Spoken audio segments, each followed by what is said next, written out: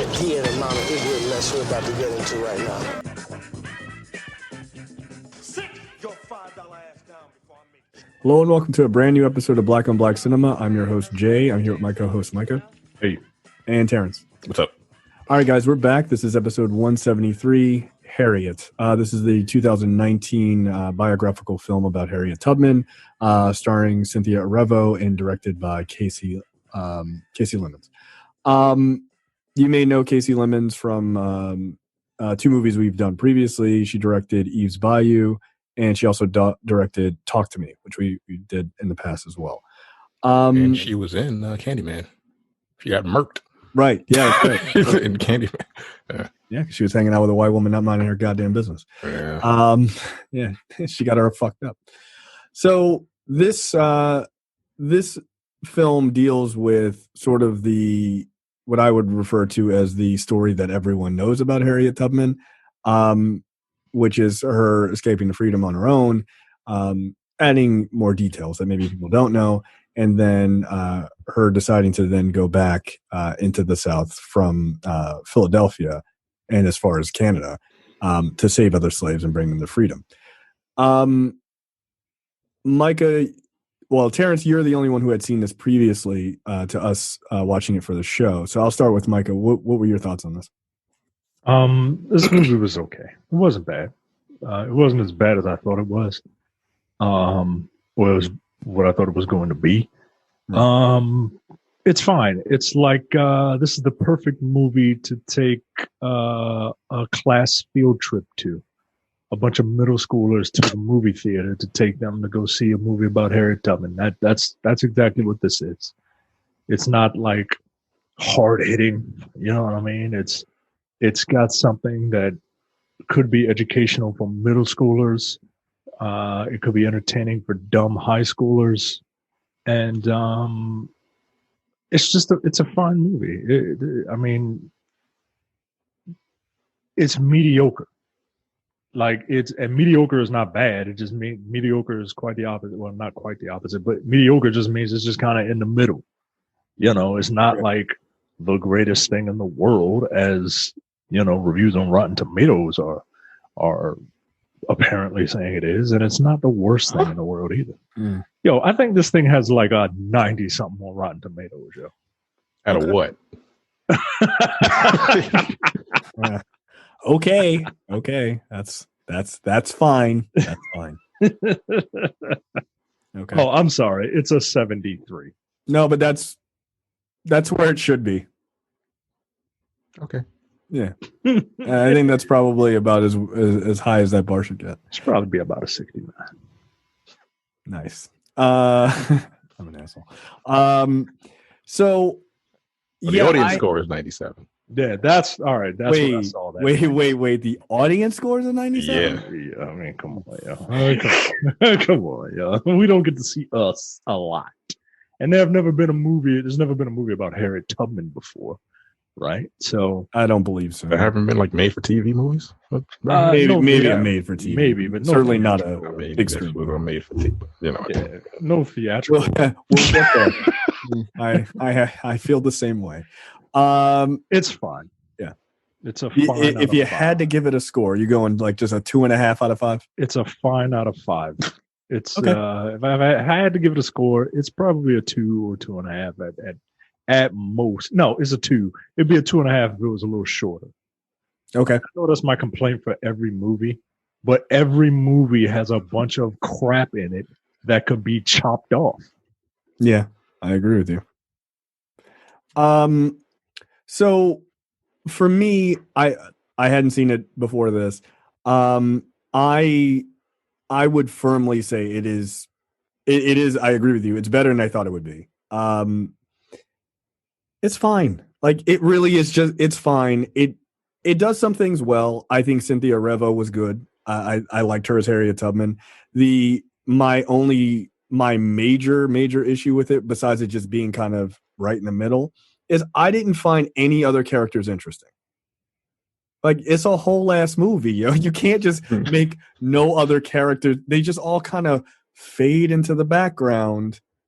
And it's like she's just talking to like NPCs the whole time, right? Like they don't have any like any level of humanity to them. They're just like, I'm here to recite my lines, and then they give her, these great lines to give, which is fine, but that's not what a movie is, right? Like you're supposed to not necessarily care about all the characters equally, but there's no characters I give a shit about besides Harriet Tubman, like just at all, like even people who are supposed to be more important. So I don't think it does a very good job in character development outside of Harriet Tubman. The scenes are shot fine, like everything is competent. Like I actually wasn't really offended by the sort of premonition kind of thing. I mean, it's a little precoggy to me, but whatever. I mean, I'm not religious, so I'm just gonna leave that one alone until we get there. But so that part didn't really bother me. I don't know. I just thought it was a big bowl of that's fine. Like it just was. It was like oatmeal without anything else in it. Like you ain't got no raisins, you ain't got nothing in it. It's just a plain bowl of oatmeal. That's what it felt like. I don't know if I've ever had oatmeal with nothing else in it. I don't even know what the fuck that tastes like. I've given it to my daughter, and she's like, "This is fine. This is fine. I would like something else." So yeah, I'm actually kind of disappointed in Kasi Lemmons, or surprised. Disappointed sounds like I'm her parent or something, but I'm surprised because like Eve's Bayou was like a complex story. Like it was an interesting, heavy layered story. Talk to Me had really good character development, not just the main character. So this one like lacked all of that. And yeah, I was talking to somebody who listens to the show, and he was saying like, I can't believe you guys are even doing that movie, because he's like, I'm so done with these like big Hollywood biopics of Black like historical characters. And I'm like, yeah, I can understand that. And I understood exactly what he meant, and it did exactly that, which is it's very much like Micah said, it's for like middle school field trips. Right. And it's just, it doesn't take any level of, hey, this is a part of the story you don't know. Like the thing that really pisses me off about this movie is that where it ends. Because to me, where it ends like should have been the her third fucking act of that movie. Right. Because that is a story most people don't know. Oh yeah, by the way, she was a general and a spy. Bye. What the fuck? Yeah, like, yo, because it's like, she rescued 70, as they're doing this sort of right up at the end, it's like she rescued 70 slaves, and it's like, wow, that's really amazing. And then the next scene is like she also helped orchestrate the freeing of 740 slaves. You're like, yo, talk about that too. So it like that really pissed me off, because that's such a missed opportunity to give people a part of Harriet Tubman that I would argue nobody learned in fucking school. No, I didn't know that story until I heard it on a podcast like a couple months ago. I was like, damn, that story's dope as shit. But no, or maybe a year ago. But like, they don't teach that. So why would you just kind of hamstring the story by just being like, oh, and by the way, this happened, and then just exit the movie? It just felt really lazy to me. And maybe it's a budgeting thing, I don't know, but I feel like you could have shown that. So it's a big bowl of oatmeal with nothing in it out of 5. I mean, I'm not even going to give them the budget thing, right? Because they didn't have to start as early as they did, right? Like, well, I 100% agree with. Like you have a character here who is General Leia Organa and Black Widow put together. and you focus on like the early years, right? Like I mean, I don't. You focus on the stuff that most people know about, and that's it's like you said, it's a missed opportunity.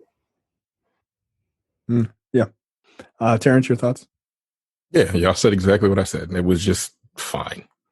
Like I was like, hey, look, I saw it. I wasn't particularly pleased with it. Like, it was an origin story that didn't necessarily have a conclusion.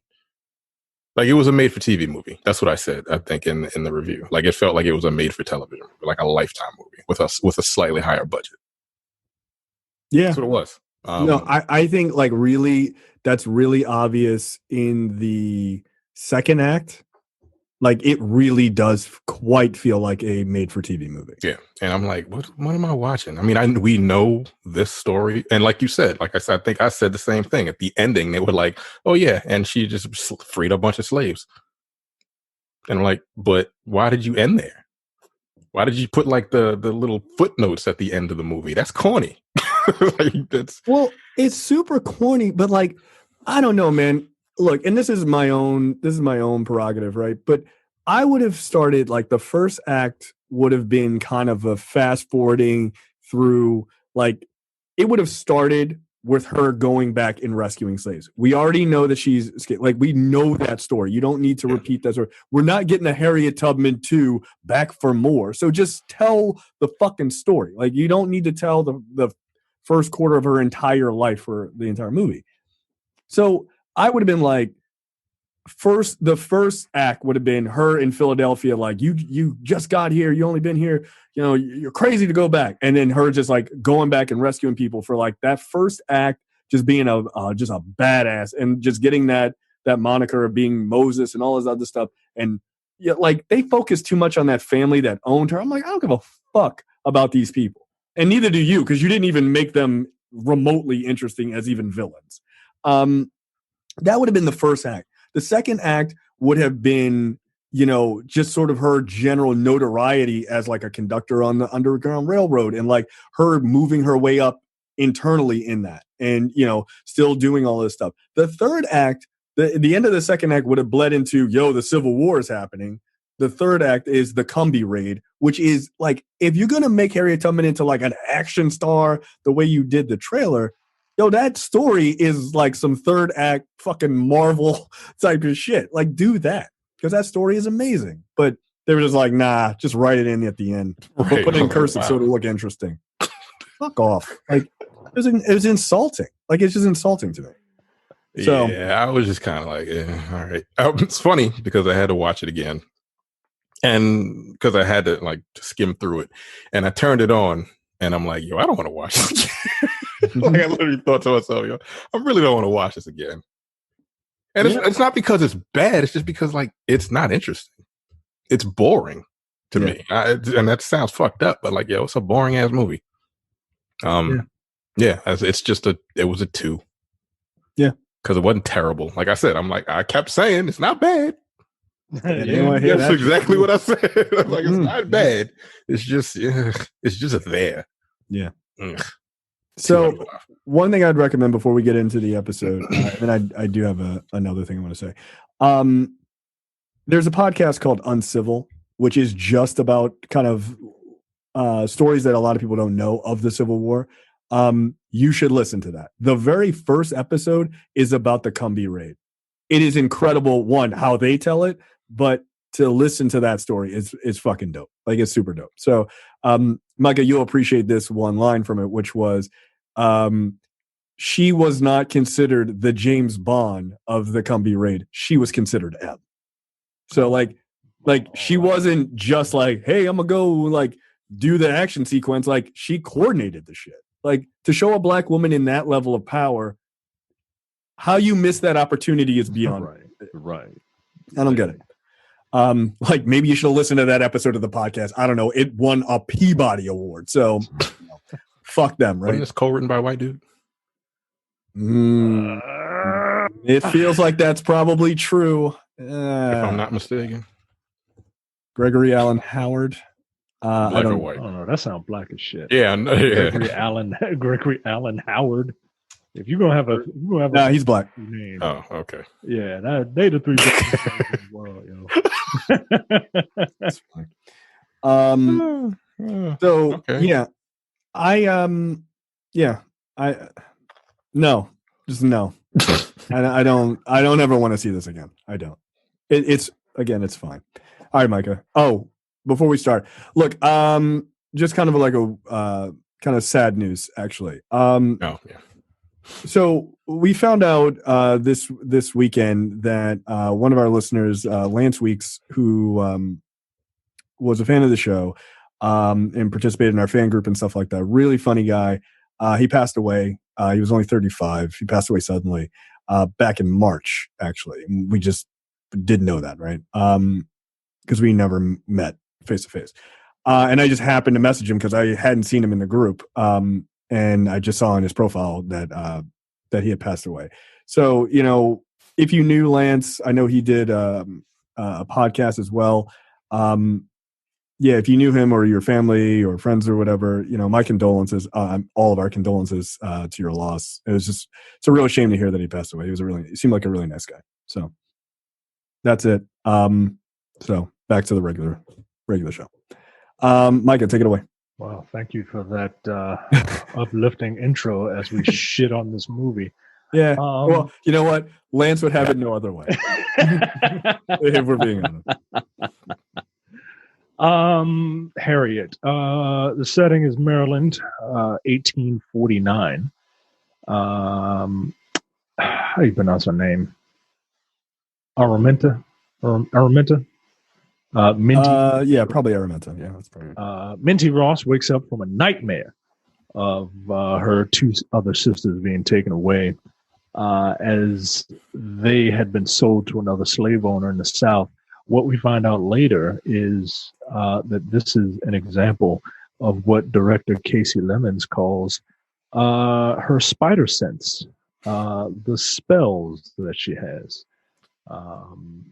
Wait, did she actually call it that? In an article, in an interview with Slate, Kasi Lemmons described the spells as Tubman's spider sense. Don't do that. Don't do that. Like, all right, just don't do that. Just don't do that. Again, I guess the thing that really bothers me is she was a real ass person, man. Like, she's a real ass person. You don't need to like superhero her out. She's a real person. Her story is already amazing. Nah, don't do that. Don't call it her spidey sense. She had narcolepsy because she was brutally beaten. Yeah. Although people did in the comments of that review get mad at me because I was like, she didn't talk to God. She had narcolepsy. And they were like, how do you know? I was like, you know what? You're right. You know what? I don't have anything to say to that. She believed. Apparently, she believed that. Yeah, that she talked to God. Sure. That's fine. Sure. So you're a slave. I mean, you ain't got much left. Yeah. Yeah. I got it. She is newly married to John Tubman, who wakes her up and shows her his freedom papers. Way to rub it in there, John. You mad? Oh, why do we hate black women? Because that's all this is going to be. That's all that's going to come. I thought she was good. Right. She was the only good thing in the movie. Well, she was the only real fucking character. Reverend Samuel. Again, they're all NPCs. Yeah. Reverend Samuel Green is preaching to some slaves about honoring their master. Right. Yeah, reading from the Bible. How do you deal with this one there, Micah? I don't. Ignore. I do what every Christian does. I take the good and choose I want to make my point. Look, kind of ignore the rest of it. Look, man, I got to tell you, I don't understand why black Americans are Christians. I just don't get it. I don't get it. Yo, it's in the book. Honor your slave masters. Nigga, what? Is that in the New Testament, though? They wrote a whole new version of it to kind of get away from all that. Nah, you got to go to the old one. You got to go to old school. The old one was the fake one. That was the fake one. Wow. Yeah, the new one, the updated version. That's the one that everybody reads now. Niggas don't read that. No, they don't. They don't. Come on. I always found that funny. Just like honor a slave master. It's like who said that? Jesus. Well, God. Slave master is a metaphor for your parents. So honor your parents. Like that's what theologians do, right? Like, yo, it's find a passage. God was being sarcastic. Don't worry. You just want to see what y'all were gonna do. Oh shit. Minty is still a slave on the Brodus farm, along with her mother and her sister, while her father, also a free man, approaches Mr. Brodus about her freedom, as the Brodus's own great-grandfather had agreed to free Minty's mother, Harriet Ross. And you could have did without the middle name, by the way. It just sounds too close to Rick Ross. Yeah. But Harriet Ross and her family, when she turned 45, even though Harriet is now 57, Mr. Brodus insists. Oh, her mom. Her mother. That's what I was saying. Yeah, her mom is 57. Mr. Brodus insists that they will always be slaves, tearing up the letter from the lawyer that John had hired. That's fucked up. Andy Serkis was mad. Andy Serkis. Like, Jesus Christ. I thought mean, it was at first. I mean, the second he handed that letter, I was like, "Oh, you're not getting that one." Shouldn't have done that. Yeah. They don't. We're like what, 100 years away from Xerox or something, right? Yeah, you gotta get a copy, my man. No, what actually is really incredibly fucked up about that scene, obviously, is the notion that you have to trust a slave master to keep their word. Yeah, no. Right. No. What? I mean, in fairness to her husband, he's like, I got a lawyer. He was like, fuck lawyers. Like, I'm the law. Like, what is also crazy about this movie in watching it, it really makes you realize, like, this wasn't 1,000 years ago. Yeah. Like, it's not, people are like, slavery was 400 years ago. No, it was not. No, it wasn't. In the words of disgraced comedian Louis C.K., it was two 70-year-old women living and dying back to back. It was not that long ago. Like, it just wasn't. And they just, like, to think of where we are now comparative to where people were that short time ago, that few generations ago, is crazy. It's absolutely nuts. So, yeah. The Brodus's adult son, Gideon, who does not exist, mocks Minty for praying to God to take Mr. Brodus away. She literally just runs off because she's pissed, and she's like, "Hey God, can you strike that white people down?" and God does it. Here's the thing about this scene. Was this the part you went back to your faith? You're like, damn, it should work. I mean, No, he says something that is incredibly fucked up. But me being an asshole, I think you already know. I swear to God, you white, There's something about you, you find way too much joy in a man saying God doesn't care about the prayers of niggas. No, that's not the part where he was like when he was sick, and you sat by my bed the whole time, and when I woke up, I saw your black ass face, and it scared the fever right out of me. I was like, nigga. Oh, he was a piece of shit. He was a real piece of shit. I was in the theater like, that's really fucked up. But I kind of snickered because that shit was just funny to me. Like, I'm an asshole. I'm sorry. I'm gonna laugh at some really fucked up shit.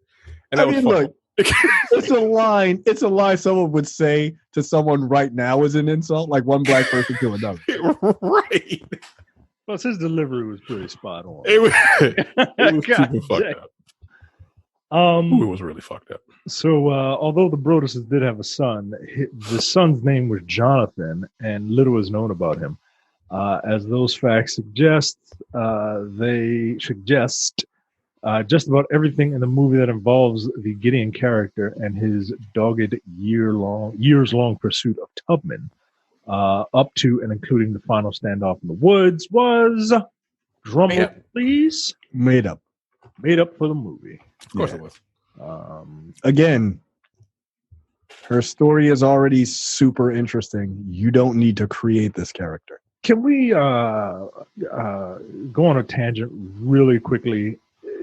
What show are you on? What, of course. Like, I is it irresponsible of filmmakers to do this when they are talking about things that happen in real life, like actual human beings and what they went through? Like, because some middle schooler in PS 345 is gonna think that that Harriet Tubman and Gideon Brodus were fucking arch rivals and shit.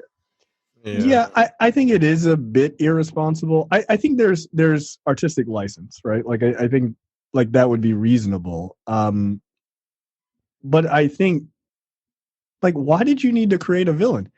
Yo, she stole slaves, my nigga. Like there's a lot of people who hated her guts. They were real. Like you don't have to make this one character. And also it brings a story, it makes the story so much smaller, right? Like she's always running from this one guy.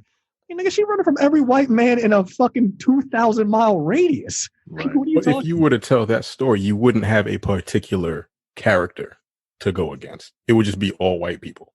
It would just be all slave owners. So reality then? Yeah, that's the reality. But like that also doesn't really make for a good movie either. Because they would be like you already said, everybody's already an NPC. Okay, I mean so that's like a fair point. If it was a broader just white folks, like they wouldn't have lines. They'd be like, get that nigga. Which is pretty much the only reason why white people were in this movie, just to say nigga throughout the movie. I was like, all right. It feels a little weird. I mean, coming out of your this mouth. is why. All right. I mean, for that very reason is why I don't get mad at Tarantino doing Django. They're like, all of these white people said nigga. I'm like, it was during slavery. What do you think they called him? Like, hey, Steve, how's it going? No, they said nigga like a comma. What the fuck? They use it all the time. So yeah, it's which is why they have to say based on true events or based on a true story. Right. I don't know. Like just the fact that he's not a real person, like at least maybe take the or same use name. His real name. Yeah, just use the name. What are you mad you might offend the Brodus family? Yeah, you guys are a bunch of slave owners. Go fuck yourselves. Like who cares? Yeah, just to make it to add a different name, it doesn't make any sense. Yeah, like if he was a real person, just use his real fucking name. Yeah, I don't know. No one gives a fuck. He's a slave owner. It's fine. I'm gonna sue you in court. The Brodus estate's gonna sue you in court. Yeah, all right. They can't wait to go. They can't wait to go in front of a judge. Well, look, my grandfather was a real slave owning piece of shit. We didn't appreciate how he was portrayed in this movie. Nobody wants to have that conversation. It's stupid. After Minty prays for the death of another human being, God abides and kills a man. See, God listens to black people. He listens to black women in need. Yeah, I get it.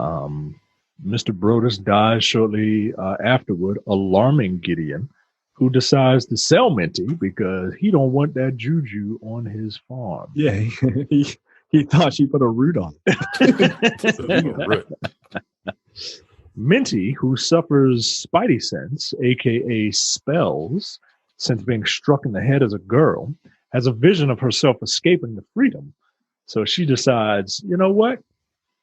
Let's do it. You got the balls to do this? I have no idea. I have no idea how to answer that question. The answer is no. The answer is no. I have no idea how to answer that question. No. I mean, if a person is pushed to their breaking point, they will try to do anything. I feel like I'd run. I feel like I'd be super murdered. Like, yo, I'd be like, oh, they got my legs. I'm tired. No. Everybody, if I was back then, you wouldn't have done shit. They'd have hit your ass with that whip and you'd be like, you're picking that cotton faster than shit. Get out of here. It takes a different level of human like being. Me back in the day, like in that time, I'd have been like, fuck it, I'll go ahead and pick this cotton master. Me now, I'm too obstinate. I'm like, just kill me, nigga. I ain't doing they go whoop your ass. Go beat the shit out of my. Yeah, I mean, I just will. I just like that's one of the things about Harriet Tubman that is shown in this movie, obviously, but is so important to who she was in history. Like for her to do what she did in those times as a black person is one thing.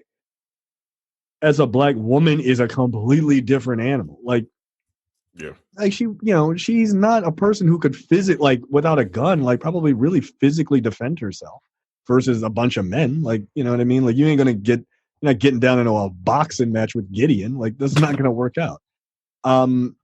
So yeah, for her to do what she did it's nothing short of incredible. It really should be.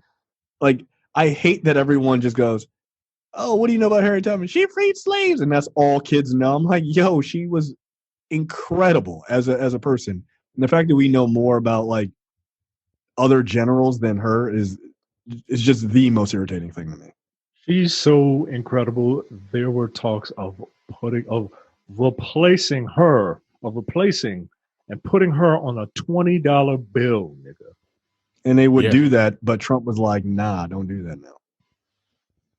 Like, vote. You want a black woman on the fucking money? Vote. like I want Tubmans. That's what I want. 5 tubs. Yeah. We could just say how much is. Hey, can you spot me a tub? Yeah. And of course, people were offended by that. Why would you want to put her on there? And what does that mean? I'm like, you niggas don't enjoy anything. Shut up. Yeah. Shut up. Shut up. So you just want a bunch of slave owners to be on our money? Fuck off. Yeah. Just shut up. Yeah, nigga, it's the $20 bill, yo. Like, it's the most circulated bill. Yeah. Outside of the dollar. Everybody Like, knows fucking 20. You go to an ATM, it's full of Tubmans. Yeah. It's chock full. Yo, it literally asks you, how do you want your hundreds? Do you want them, the first option is 20. Right. Hell, as far as I'm concerned, they could just call them tubs. Yeah. How many tubs do you want? And you just click on how many tubs you want to fill out your 100. Yeah. Yeah, when people were like, "I'm against this," I was like, You're against everything positive. Like, you just are. You're just a miserable piece of shit. Anyway, continue. Minty tells her husband John to stay behind as he would lose his own freedom if he was caught with her, but plans to meet up with him later. All right, that's a question. You're John. Your girl's like, I'm running. You gonna let her go on her own to meet her later, No. My male pride won't let me do that. No, Terrence. Mm-mm. But the problem is, she left any fucking way. He waited. No, I know. I'm just saying. But you're gonna do what he did, or you're like, no, I'm not doing that. No, I couldn't trust her. I'm like, nah, you're gonna die. I'm like, you're gonna die. Yeah, because if shit goes left, even if I died defending you, I got to be there. Yeah. I can't find out that you got murdered. Like, fuck that. Like, kind of bullshit is that? Yeah, and we'll talk about that later. Yeah, we're gonna talk about that later. What the fuck? Oh man. She walked in that bar and he was like, "Oh shit." Got some news. I ain't like, didn't expect to see you. Is that a ghost? Yeah. Minty tells her mother that she is leaving through old Negro Morse code, and it was like, it couldn't have been more blatant, right? Like, overseers were fucking dumb because she was pretty much singing, "I'm about to roll out. Yeah. I will catch you on the flip side." Like, what the stupid ass overseers? Like, huh? Oh, these dumb niggas just singing their stupid songs. Derp, derp, derp, derp. I'm like, all right, bye. I mean, I know, Negro spirituals were used in that manner, right? But it just, the metaphors really hit on the head. Yeah, a little bit. She tells her father that she's leaving. She meets up with him and tells her that she's leaving. Her father tells her to go meet with Reverend Samuel before she leaves, and she's like, "That coon ass motherfucker!" And he was like, just go there." Now remember, he doesn't look at her because he doesn't want to know. He doesn't want to see her. So when they ask, like, "Nah, I ain't seen her." Yeah, keep in mind. Plausible deniability. Right. What kind of fucking Trump administration bullshit is that? Like, I didn't physically see her. He said, "Nah, have you seen her?" "Nah, I ain't seen her." "Did you talk to her?" "What?" I've spoken to her before. I know you just use my daughter. Yeah, I've talked to her whole life. I don't talking about. You're just trying to work all the nuance out of that conversation. So she goes to see Reverend Samuel, and it turns out Reverend Samuel is not a slave master preaching Uncle Tom. He's just playing an act. and he tells her to trust in God and follow the North Star, and it'll get you out of here. Gideon, Is he real? Do you know? I don't know. I believe all these people who aren't real, I'm sure they are metaphors for or stand-ins for the types of actual people who are here. But I don't know if this person is real. But that's a hell of a job to do, man. It's a job that I wouldn't do. Right. I mean, again, these people are a level of bravery that I am not. Like, no. Oh, I know how to get out of here, and I'm just gonna stay and help get. Nah, I'm gonna be the first to go. Yeah, I gotta leave. Yeah, Come with me. That's it. Very selfish. There's one train leaving. That's it. No. Yeah, I mean, and for him to also be portrayed as just straight up duping white people into like this, this message of obedience and all this other stuff is kind of wild because, yeah, you are doing the right thing by helping slaves escape. But for those who are not escaping, you are reinforcing this fucked up lifestyle. So it's kind of a double-edged sword, but obviously he's there to play that that character. But it's, I don't know. Like, I don't know how you would feel about that personally. Like when you go to bed at night, you're trying to do the right thing, but you're also, leading pigs to slaughter kind of thing. Yeah, you only do the right thing for people that know better. Like, right. and I mean, he's being duplicitous on purpose, but in his duplicity, he's actually helping white people in that way, which is kind of just bizarre. Like, do you think? Yeah, because he's not going around after church service or whatever and just giving everybody secret handshakes and codes and shit to let them know, hey, look, I'm not actually an Uncle Tom here. That's all bullshit. I'm just showing off for these white people. Like, he's only helping people if they know it. And it would be a hard, again, that's a hard road to run if you're that guy. Yeah. We get a lot, and I mean a lot of scenes of Cynthia Erivo just showing off her cardio.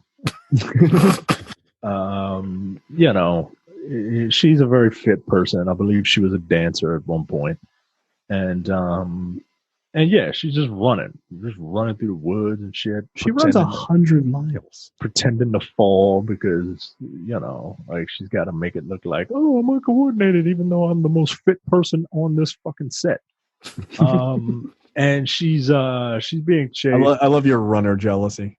I'm very jealous, man. I used to run, and now I'm lazy. Fat dad. And fat, yeah.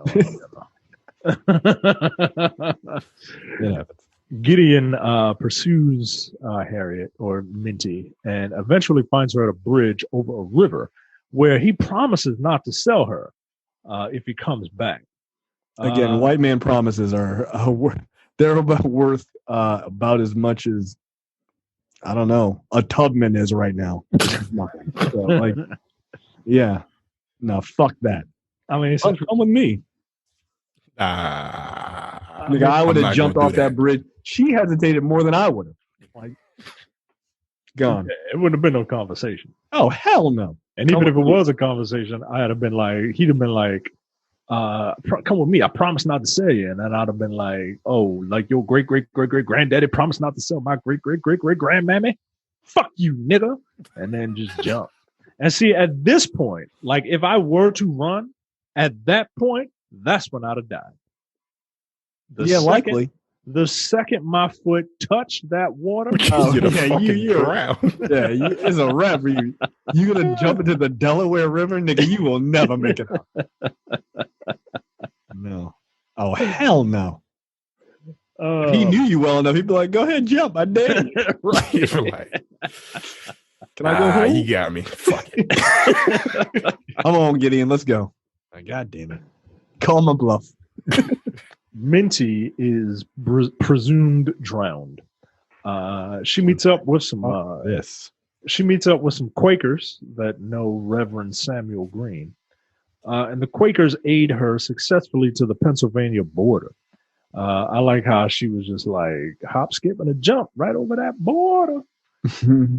so one of the things I did like in like dealing with the Quakers or whatever, they never overly pronounce those like the white characters there. Well, they didn't overly pronounce a lot of characters, but like they just helped her and like that was it. It wasn't like, thank you, sir, thank you kindly. Oh, you're such a good white man. There truly are a couple of good ones out there. Like, all right, he was just like, yeah, I know you're here.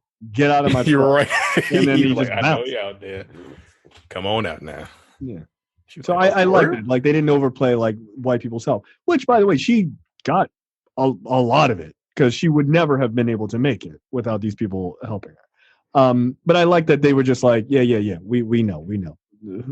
Most white people in this movie are pieces of shit. Never forget that. And they kind of focused on that, which was good because they were. Yeah. Quakers are all right. What the hell is a Quaker? It's a religion. Like they're basically like nonviolence and like they don't believe in wars and things like that. Like they're just Like the Amish. yeah, kind of. I believe they're kind of a maybe a subculture of Amish. But I mean they're modernized, right? Like there are schools like in Baltimore, like there are Quaker schools and stuff like that. But anybody can go to them. Like they're just basically preaching on violence and things like that, and just treating people like other humans. Like like things that you would want people to teach their kids. Like don't be an asshole. That's their whole thing. So she travels to Philadelphia. That's unfortunate. Yeah, well, it's the first place you can go to that's civilized in quotes. Not in a modern era. Certainly not. Certainly. Where she meets William Still, an abolitionist and writer. William encourages her to take a new free name, and she calls herself Harriet after her mother and Tubman after her husband.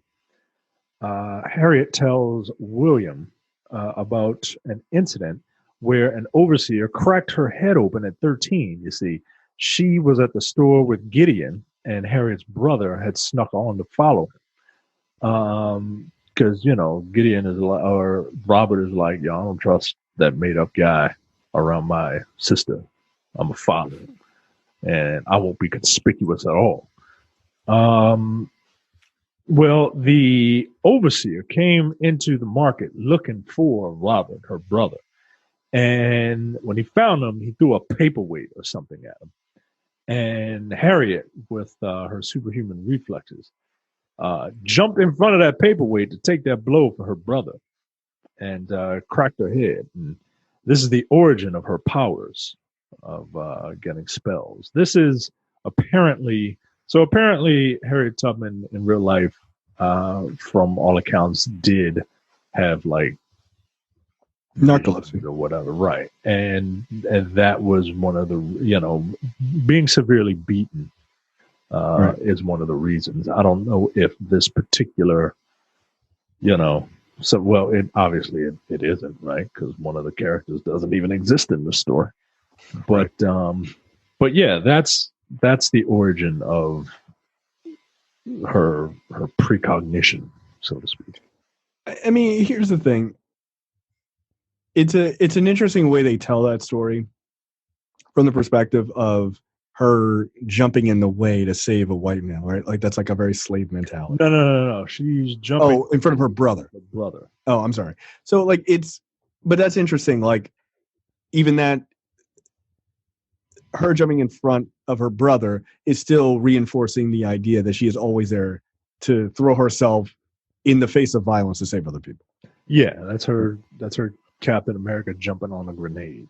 Right, exactly. That's who she is. So it's an interesting way to tell that story. Yeah, I'd always heard that she was just brutally beaten. Yeah, that's more likely what actually happened, right? She's just been beaten so much. Right. And so they just cracked her fucking head open. Yeah. Right. And so sense.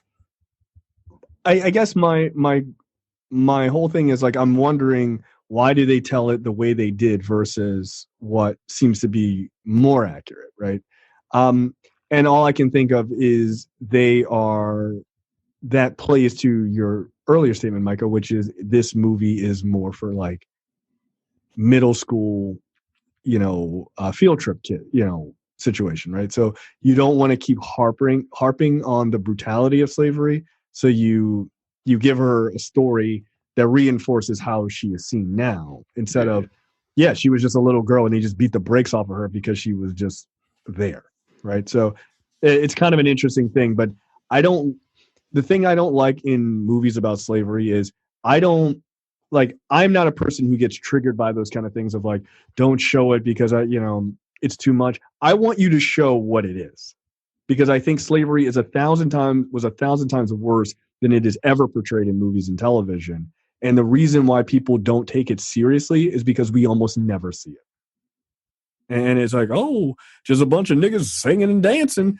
And then Harriet Tubman came and it was over. Like, no, dude, they literally did horrendous things that we would never find acceptable by any measure to Black people on American soil for a very long time. So it's just, I don't like the sort of, as they say, the Santa Clausification of this type of shit, like just making it all friendly and nice. Like it's not friendly and nice. Like you have people who legitimately think that the slaves liked being slaves because what else were they going to do? Slave masters were nice. They gave them food. Like right. What the fuck? Yeah. I don't know. It's I just don't like that sort of.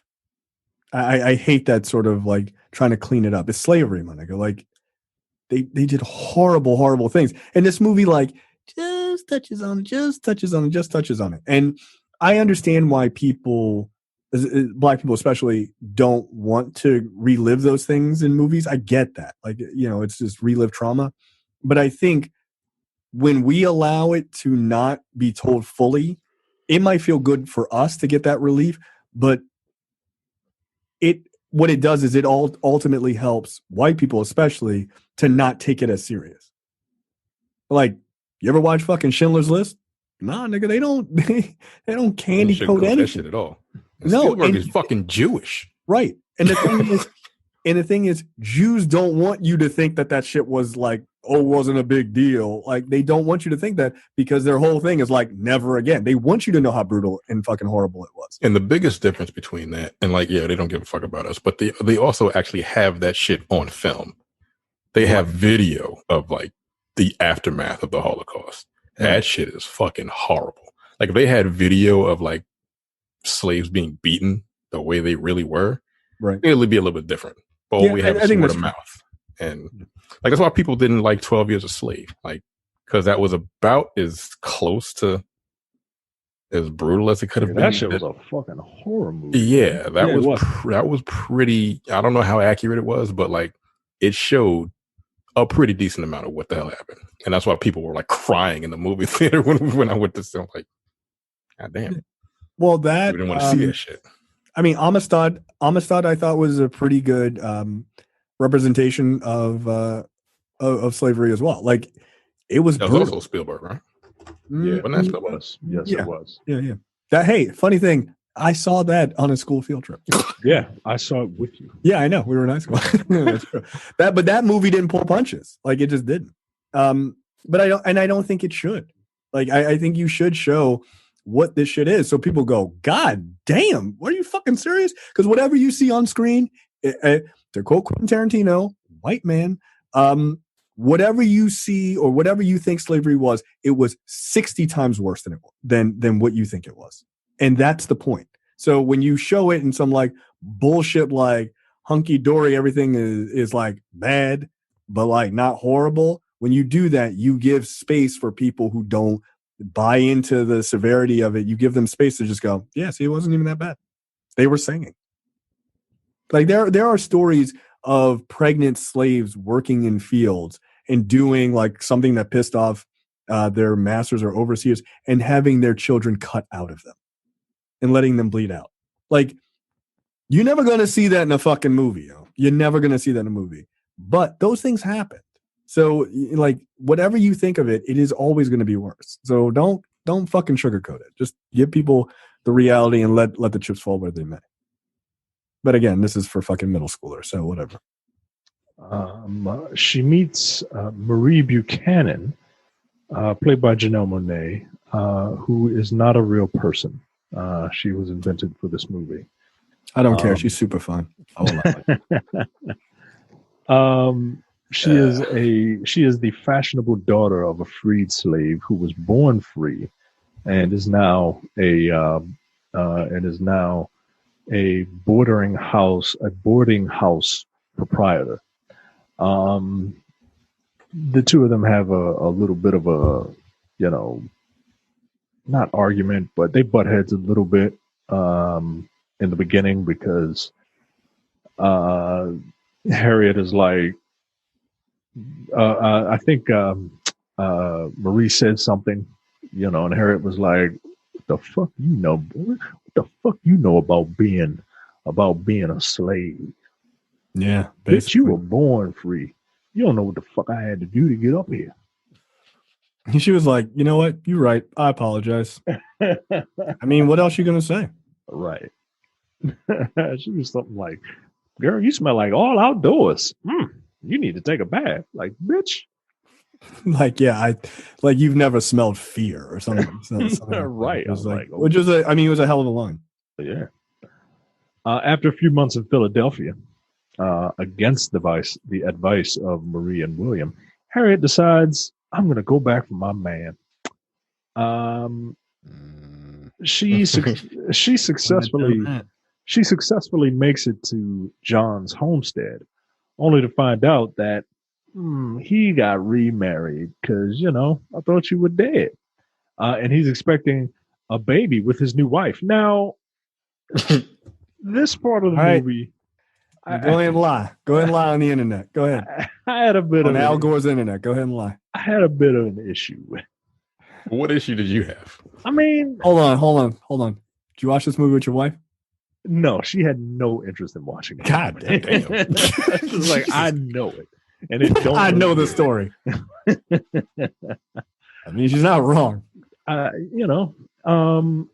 Look, she gets upset. She gets upset. And I mean, like, in my opinion, irrationally upset to find out that her husband, took a new wife. Right. I mean, I don't know what slave vows are, but it's till death do us part. Yeah, bitch, you was dead.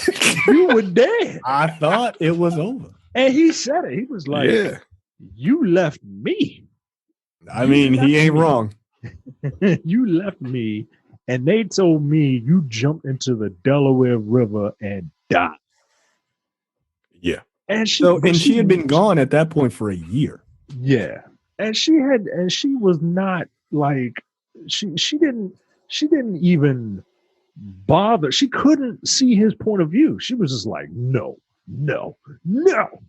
You should. I thought you loved me. I did. And then I do, but you fucking died. Yeah. That part, I was like, yo, she getting on my fucking down. I mean, like, first of all, I didn't really realize how long had passed. I'm like, it had to be a while. And there was a line. He said, "I would have died for you if you let me." I'm like, yeah, dude, yo, that was a dope line. I was like, you can't say shit. You can't say shit. Just walk the fuck out. She was like, going home. It's like, bitch, I'm home. What are you talking about? You came for me. Yeah. Unfortunately, I'm married. He said, Gideon beat the vision out of my eye because I didn't give you up. Because I didn't tell him anything. And then you rolled out. And she was just like, nope, fuck you. Right. I'm like, yo, you wilding right now. Yeah. I was like, look, that's not I get it, but like, no, that's not fair, yo. You can't be mad at him, yo. You can't. No. He wanted to go with you and you just left him. Yeah, he did. He literally left him. It wasn't like, oh, all right, whatever, deuces. No, he wanted to go and he was waiting for you and you left. Yeah.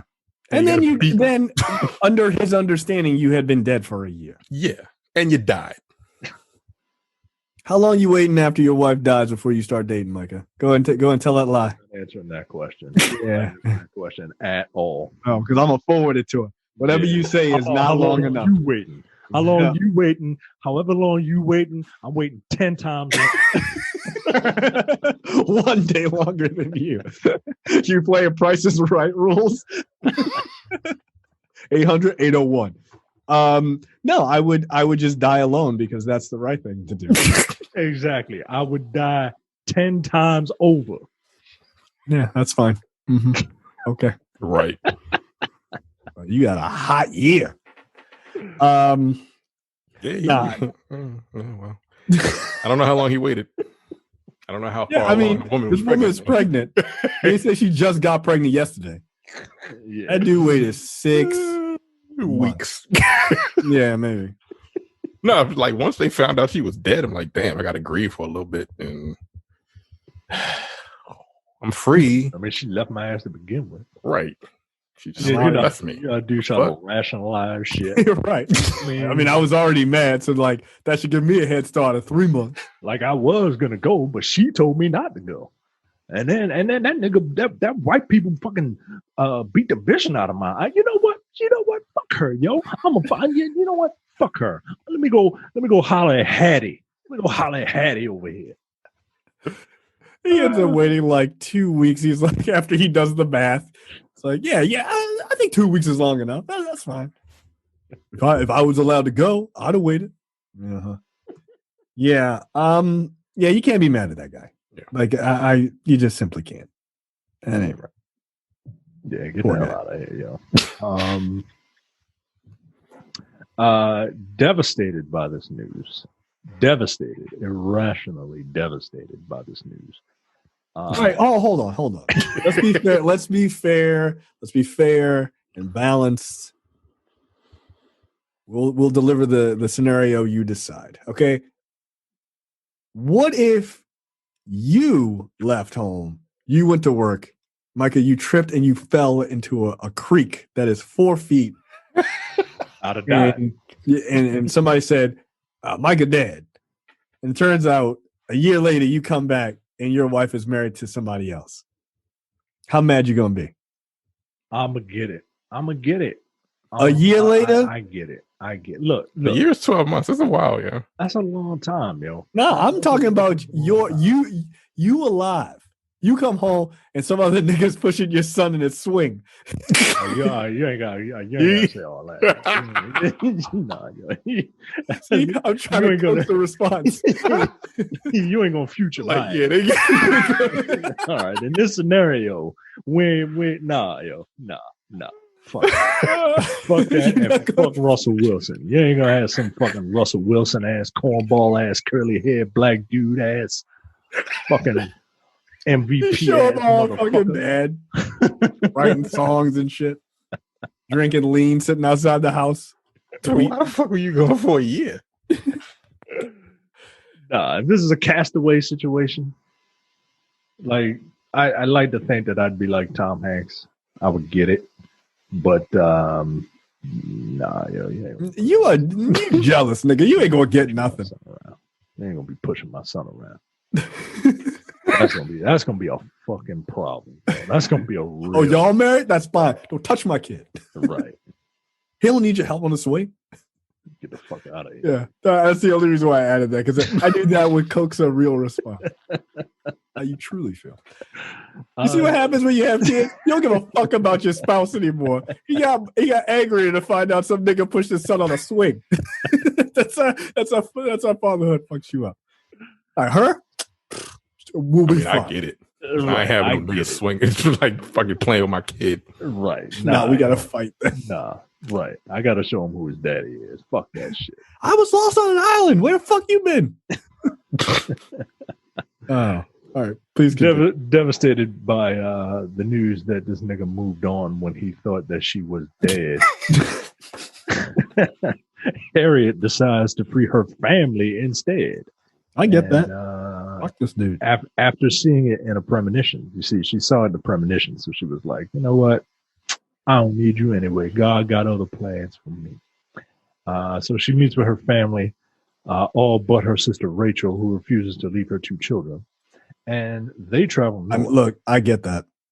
Yeah, That's the most reasonable response in the world to me. absolutely. The Broduses are flipping out because 5 niggas are gone. I loved watching this white woman just unravel. Yeah, I loved it, dude. That was like my favorite. That was my favorite thing that happened in all of cinema. For the most part. I just enjoyed that. She's like, "What are we gonna do? Help us!" And like, bitch, die. Who cares? Who cares? We need haircuts. Oh shit. Rachel tells Gideon that her Harriet's sister Rachel tells Gideon that Minty is the reason that the slaves are missing. Because Gideon fucking threatens to choke out one of her kids or some shit. He threatens to choke out baby. He threatens to sell the kids. Yeah. To sell both of them. And she was like, nah, fuck that. My sister did it. Like, I mean, look, sorry. Yeah. I'm gonna dime each and every one of y'all niggas out. You're not taking my kid, yo. Get the fuck out of here. Yeah. Micah, he lived right over there. Yeah. I'm gonna sell y'all. I'll sell y'all for less, to be quite honest. Yeah, nigga, you said you would sell out Queen and Slim like that Florida nigga did. You were like, I mean, that's a lot of money. $500,000. That's $500,000. That's a lot. That's a whole lot of money. Yeah, I'm not built like that. I'm not built like that. What to look out for oneself? No, I know I'm not built like that to turn down $500,000. Oh, okay. I'm not built like that. No, I'm not built like that. Like, I got bills. I'm caught in the white man system. I need money. Yeah, you niggas killed a cop. Yo, like what the fuck? No, I'm guilty. No, you gotta need that shit on me. I got gold teeth to buy.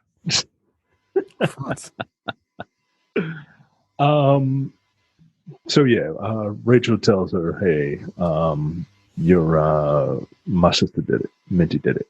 And so Gideon meets a black tracker named Walter, who points him to Bigger Long, a famous black slave catcher. Now, Bigger Long, I don't believe the character of Bigger Long actually exists. Yeah, no. There were a few, like very few, black people who would sell out their race to. Now this I would not do. Fuck. Nah, yo, come on, yo. Fuck this, yo. This is fucking ridiculous. But this guy finds slaves and brings them back to their slave masters. Yeah, this is a different type of piece of shit. Yeah, this nigga said, I want $300, 200 for me, 100 for my scrappy dude over here. And Gideon's like, what you gonna do with $200, nigga?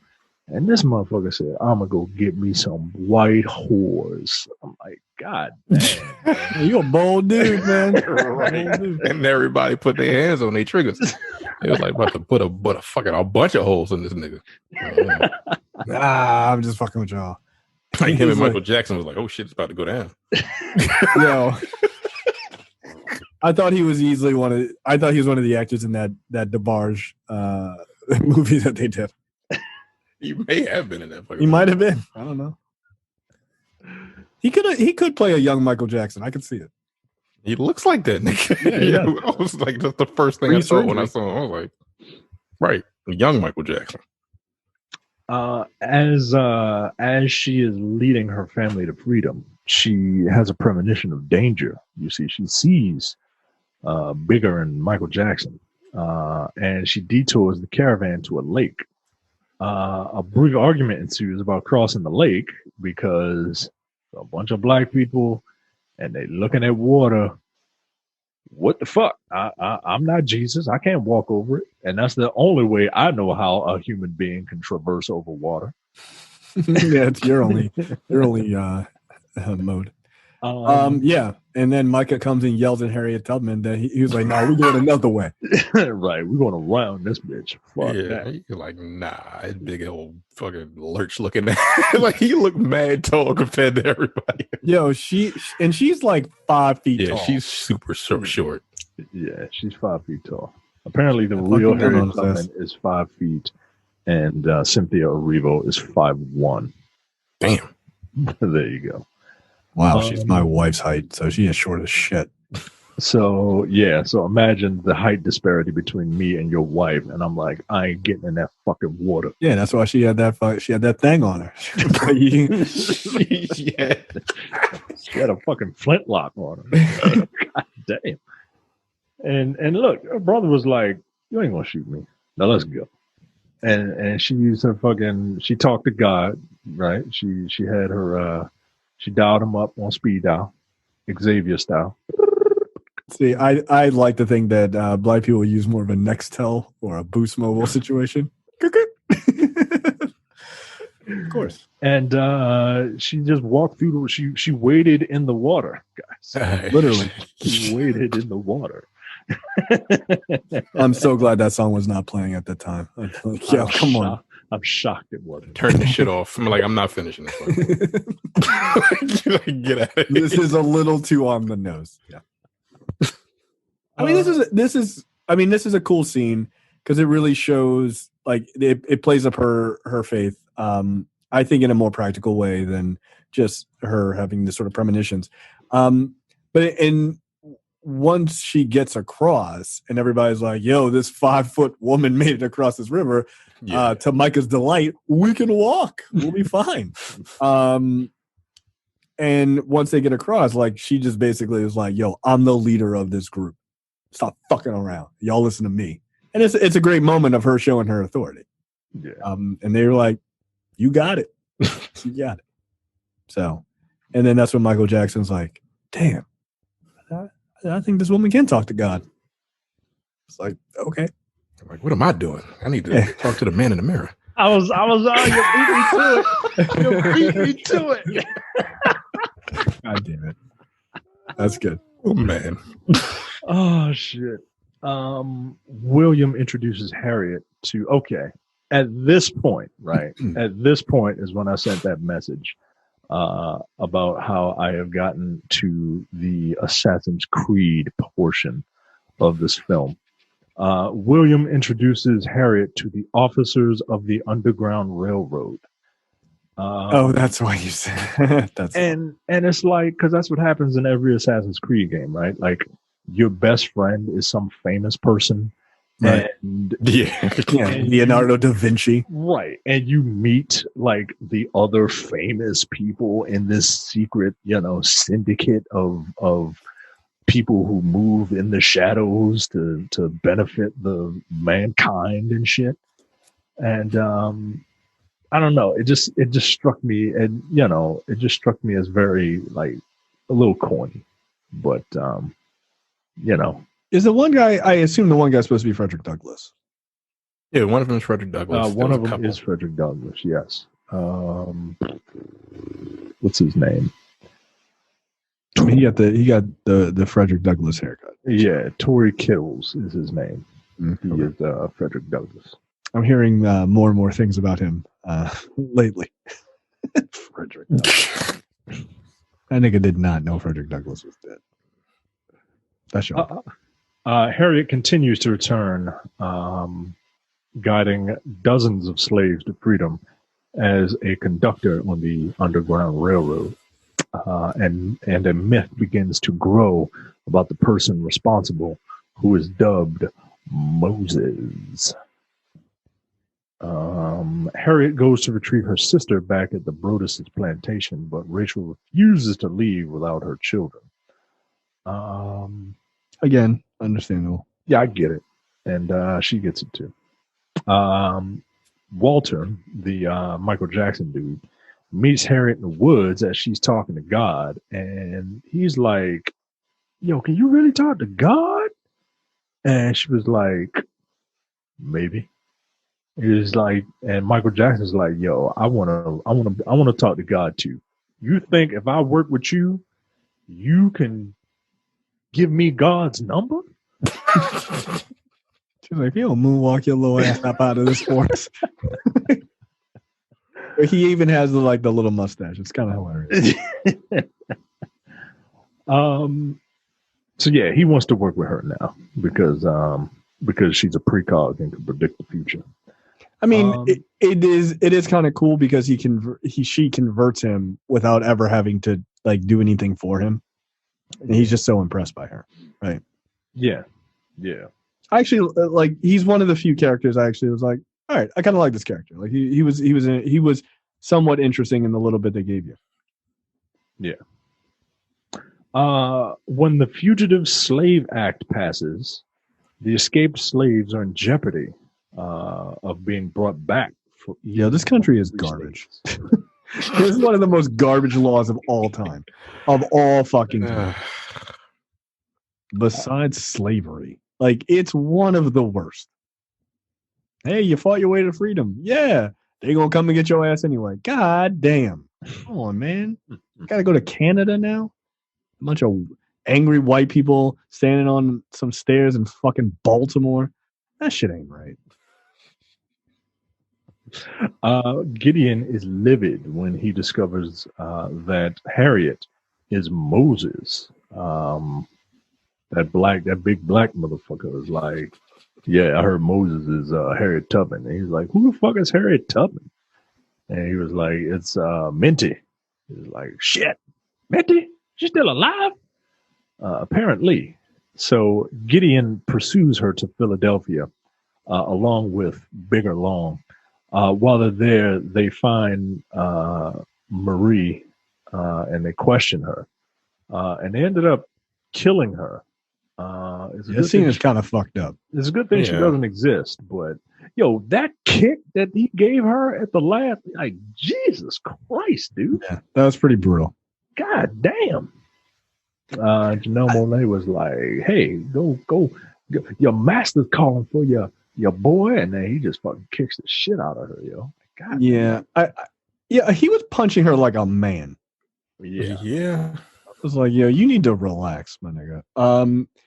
But just as a side note, Janelle Monáe has actually done pretty good as an actress as of late. Like I've seen her in a couple of things. I think she actually has some real talent, which is kind of cool to see. Yeah. Also, I like looking at Janelle Monáe, so if she wants to be in anything, that's fine. She's very pretty. Yeah. Yeah, turns out. She's very pretty. Yeah, she has been since day one. Yeah. She used to wear little tuxedos. Yeah, but she's got like a face like a porcelain doll, you know what I mean? Like, yeah. Yeah, she kind of does. So yeah, those two niggas are looking for Harriet. Eventually Harriet flees to Canada. If it sounds like I'm moving fast, I'm not. There's just a lot of scenes that are just kind of like they start to kind of hit fast forward. Yeah, because they're trying to get to the big end scene that they just write off. So, yeah. In Canada, Harriet insists that the Underground Railroad must continue. She continues to help runaway slaves flee all the way up to Canada, though her sister dies before she can save her. People were like, there's a speech that she gives, and everybody's like, I don't know if we can do this Underground Railroad thing. I mean, it was one thing going 100 miles, but now we got to go all the way up to Canada. Yes, 600 miles. Yeah. And she's like, look, I ain't going to stop freeing slaves just because it's fall. Like I am. Yeah, the rest of the niggas was like, yeah, this train is closed. Like, we are done. I mean, again, it takes a different type of human being to be willing to not only save your own self, but to then risk yourself, the lives of other people, and everything just to save other people. Like, it's people you don't know, just people, just your people. I mean, I hate to say this because it sounds really, I'm sure this will sound fucked up, but I think you guys will get it. There is something really sad to me, I guess, that we don't have that level of connection to each other anymore. Like, niggas wouldn't do shit like this for each other now. Like, we wouldn't. No. Fuck. And we live in a time now where we still have, like, look, it's not even remotely close to what the fuck slavery was. It's not even. No, it was real hard. It's real at hard all. now. But like, I feel like if you were living in that time and you were that type of person and you saw what these motherfuckers were doing to slaves, like something inside you, like, yo, it would have had to have said, like, I made it, but I can't. Just me thinking about the other people that did not make it, what they're going through that I've seen over the years, I can't allow that. Being that type of person, I have to go back and save them. Like, I just can't. I can't sit by and let that shit happen to innocent people. Just right. Over and over. I got to do something. And if I die in the process, at least I tried. So we didn't, like, again, we haven't seen the actual brutality of fucking slavery. So like, I ain't doing that shit. Like, I didn't deal with it. So that's just how we are now. Like, we didn't deal with that. But I can't imagine you being a slave, escaping, and just be like, whoop, I'm done. Especially if you don't have anything to live for. I mean, that might sound harsh, but like if you don't have, like she was going to go back to get her husband. Yeah. And if she'd have got her husband back, I don't think we would have. Yeah, she'd lived happily ever after in Philly. Yeah, I think that's probably true. Yeah. So, there's a lot that has to happen. I do believe that human beings, even now, can have the capability. They have the potential to do stuff like this, but one, we don't live in the darkest timeline. We live in a dark timeline, not the darkest. This timeline. Was the darkest timeline, right? If you were born into slavery and then had kids who were born into slavery and then grandchildren who were born into slavery and then you died as a slave, that is the darkest timeline. You not having cheaper insurance or, it being you having a really shitty present right now is not the darkest timeline. It ain't even close. It's just not. Yeah, but I do think we're like weirdly spoiled on how lucky we are. And I think that gives us a level of disconnection from our own people and our own communities in a lot of ways. Not that I would trade this for that. I wouldn't. But there is a level of like coming together that is just, I don't know. Like you said, it's an extraordinary time. So it requires an extraordinary response, I guess. But yeah, I always marvel at just anybody's ability to do what she did. Like that just is incredible. Yeah. Where am I at? Harriet sees a premonition of her father, and she's like, "Whoop, gotta go save Pops." So she meets up with Walter, and they devise a plan to free her parents and her sister's children. Over time, the Brodus farm falls into financial ruin. Good. This is.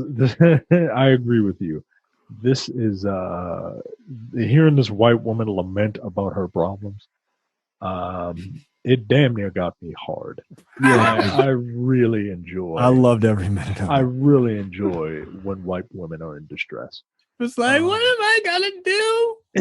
Nah, bitch, die in that bed. That's what you're gonna do. Good. She's laying there. You know good and hell well ain't nothing wrong with her. She ain't sick. She ain't sweating. She ain't got the shakes.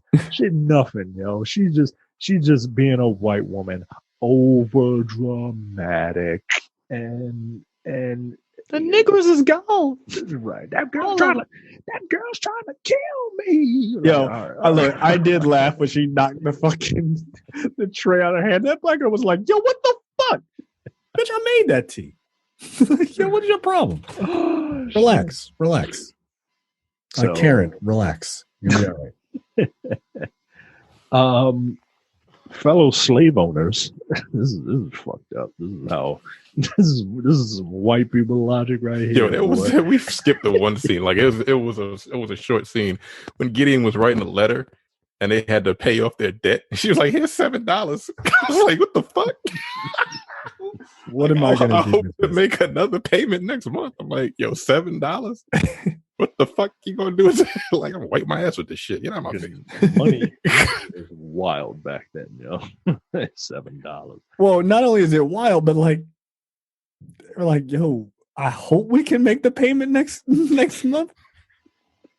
He was like, yo, we gotta sell some slaves, yo.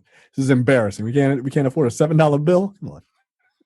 The fellow slave owners demand that the Broduses compensate them for Harriet freeing their own slaves. What? That's hilarious. The dude was like, who can we blame for this? Yeah, let's go blame them. Yeah, love passing blame, boy. Oh, those dudes passed the buck quick. It was like, that slave used to be here, so you got to pay. Like, wait, but I mean, in fairness, Karen O'White here was like, yo, we're also suffering, and they were like, you right, but still, where's my money? Where's my restitution? Yeah. Just quickly to go back to the scene where she knocks the tray out of that little black girl's hand. It's funny because she doesn't do it in like while she's gesticulating and like by mistake. She literally like leans over and like she's like, she's trying to poison me, and she like, leans all the way over to knock it off. Like, yo, I was out of the way. She literally went out of her way to knock. Like you really didn't have to. Okay, fine, whatever. Which her face, she was just like. Once again shows how white women just overreact. Like, ain't nothing wrong with your ass. You literally did a fucking you did a crab walk over there to knock the shit down. Get out of here. And the little black girl looks so pissed. Oh, don't worry, sweetheart. You can be safe soon. Mrs. Brodus vows to catch Harriet using her sister's children as bait. But again, what was the Black Klansman was one of the rare movies dealing with race that actually made a hard implication of white women's racism, like in their sort of hard stance in racism and benefiting from it. Yeah. Like this one does a good job of like, see how much of a piece of shit this white woman is, just so you know. Right. Like, nah, there ain't no connection because like she's a woman and Harriet's a woman. Like there's none of that. Right. Usually white women are portrayed as, this is kind of wrong, but I really like my lifestyle. So, I mean, this is how it is, and I'm not going to do anything to change it. Right. And then you're like friendly to black people, like on the low and shit. Like, nah, yo. Right. There's plenty of these white women who are absolutely horrendous human beings. Yeah. Like despicable. Yeah. So she's going to use her sister's children as bait, but Harriet's team overwhelms Gideon's siblings, and they retrieve the last of the Brodus slaves. She just straight up. I don't know what those two white boys were doing. Like, were they about to rape the black girl and their sister? I don't know. Whatever. I don't know. It had a very Trumpian vibe going on. Yeah. Just a very Don Jr. and Eric situation. I was just like, you could just shoot both of these motherfuckers and just end that bloodline. It's fine. She didn't kill anybody in this movie. No. Huh. I don't know that she ever did. I mean, maybe during the Civil War, but no, I don't think she ever did. I mean, when you telling other people to, kill people, you ain't gotta kill people yourself. You're above it. You're above it. Shoot that nigga over there. Right. I'm in charge. There's one point where they're trying to get away. So apparently these white people have every other exit blocked off in this fucking wilderness. They have every other exit blocked off, all of them. And there's one road that leads out of town on a bridge, and so like they got to pass through here, right? And Well, it's the only bridge in town. yeah, it's the only bridge in this one bridge, one horse town. One bridge. And there's a so the our heroes who they find some sort of octoroon slave, and they're like, well, we're going to use your light skinnedness to our advantage, right? And so when they all get in this cart, they put the light-skinned woman Right. up on the stage, and they get to the checkpoint, and this woman, who is very clearly a woman, who looks and sounds like a woman, has to pass as the son of her slave master. And she's like, so yeah, yep, it's me. I'm sure I'm a man. It was the assignment all over again. And this guy's like, okay, yeah, you're a man. All right, sir, I need to check your car. And then this other dummy comes up and is like, wait a minute, ain't you, William Wallace's son? And she's like, yep, I sure am. Sure. I sure am. He was like, girl, you look just like your daddy. Like, man, I knew it. You look just like your old man, boy. Go ahead and pass through and tell your daddy that He owes me a whiskey. He owes me a whiskey. And I was like, all right, that was kind of funny to me. Showing the just utter stupidity of people who would think that owning other human beings is a good idea. Okay, have a nice day, gentlemen.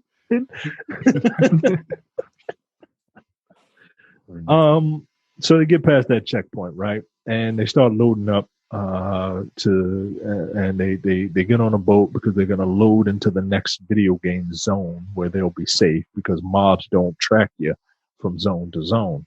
And before they could go, Harriet, I don't know if she sees a premonition or I don't know. I forget how she knows, but she knows that Bigger, Long, and Gideon are coming. So she tells Walter to just kind of shove off, go ahead on to the zone without me. I gotta finish this, right? Because that's what action heroes do. And so they have one final confrontation. Now, I'm curious to get your opinions on this. Nigga, do you know the controversy of this scene? I remember there being some sort of controversy because I was like, I remember some people were like, oh, well, there's a black guy who turns sides or something. I'm like, all right, well, Walter, that, I can buy that, right? But everyone was talking about the ending. So the ending is Harriet is running, Bigger the black nigger. Bigger the nigger.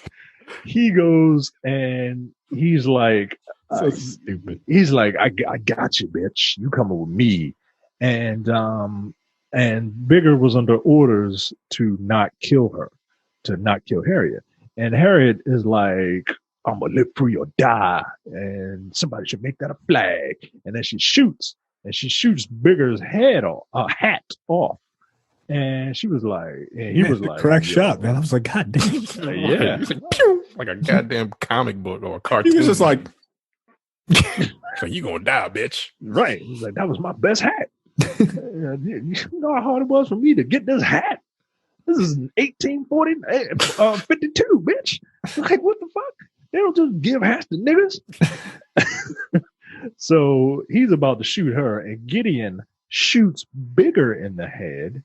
And he's like, I told you I wanted her alive. And the two of them, they talk. Hold. So the controversy for some people, I would argue, morons, was that was a white savior moment. Oh yeah, that's right. I was like, What? wait, what? Yo, do you guys think, like, people who thought that was a white savior moment, like, white savior moments aren't just when a white person does something that a black person benefits from. Like, it's not just blanket like that. He doesn't, like, he's a villain. He wants to torture her personally. You're That's right. why. He's not doing it for her benefit. He says no harm will come to her by anyone else but my hand. But right, exactly. But He I'm says like, that. he said that earlier in the movie. So like, okay, cool. And he whatever, even said, fine. "Don't fucking. I want to take her alive. I want to take her alive." Yeah, Why do you and- think he wants to take her alive? So they could just hang out. He's in love with her, I guess, or some other dumb fuck internet logic. I was like, when I saw the movie last night, I was like, wait, that's the part you were met? Okay. You guys really just tweeting the whole time, right? You guys are just not watching the movie? All right, cool. You got it. Wow. Yeah, it's the dumbest controversy I've ever heard. It's not a white savior character at all. Yeah, yeah. People don't pay attention, man. They People don't pay attention. Like, I know this movie wasn't like the best, but it held my attention. Right. For God's sakes. And why in the context of the film would that be a white savior moment? Because, like, do you think he want? Yeah, you would have to jump through hoops like that. You think that he want, like, in order to believe that it's a white savior moment, you'd have to believe what he's saying to her. That he's like, oh no, I'm gonna take you back and just rub your back and we'd be cool. Nigga, he lying. What the fuck? Like, are you paying attention? All right, Yeah, they were like, no, on the bridge. He was like, everything's gonna be cool. Like, yeah, that's what's gonna happen. They're stupid. So Gideon shoots bigger, but and then the two of them have a final confrontation. Nigga, she shot that dude right in the hand. Yeah, she shot the gun out of his hand by shooting his fucking hand, and she was like, "Get on your knees," and she was like, "You got it." And she was like, "You know what I'm about to do? I'm about to tell you about a dream that I had. Like, yo, this is the most woman thing ever. I don't want to hear about your dreams. Fucking dream. I hate it. They're not interesting to anybody, yo. They're not. It's like, they don't mean anything. It's like, I had the machinations of your insane mind. I had a dream that slavery was ended because America was at war with itself and shit like that. And no man wants to hear about your dreams, yo. No man wants to hear about your dreams. I want to hear about your aspirations. Like, your metaphorical dreams, sure, but I don't want to hear about your fucking. I had something bad last night and went to sleep and I had a dream about it. Like, right. I don't want to hear about what your crazy brain threw up when you were in REM sleep. I don't give a fuck. It's awful. It is awful to listen to. I hate it. And no matter how many times I say that, I am forced to from time to time. And it is miserable because I have to pretend like I find it interesting. I don't. No. If you are a woman and you tell your husband or your significant other about your dreams, just know that the look on their face is a lie. They're not interested. They're not interested at all. No. It's like, word? For real? Yeah. Oh, damn. That's wild. I told you that bitch was crazy. No one cares. An epilogue states that she personally freed more than 70 slaves on the Underground Railroad and returned as a Union spy during the Civil War, leading 150 black soldiers who freed over 750 slaves. And that's the infamous Cumbie raid. Yes. I can't believe that's not in the fucking She lived to movie. be 91 years old. The end. Goodbye. Yeah. Okay. Thanks. Wouldn't it have been kind of cool to like maybe do like the part where she got completely like hosed over by the U.S. government that like didn't pay her and all that other shit, so you can show just how America really treats its fucking veterans? Haha, wouldn't that be interesting? Oh right, they won't ever show any of that. Yeah. So this movie, like I said, it's not bad.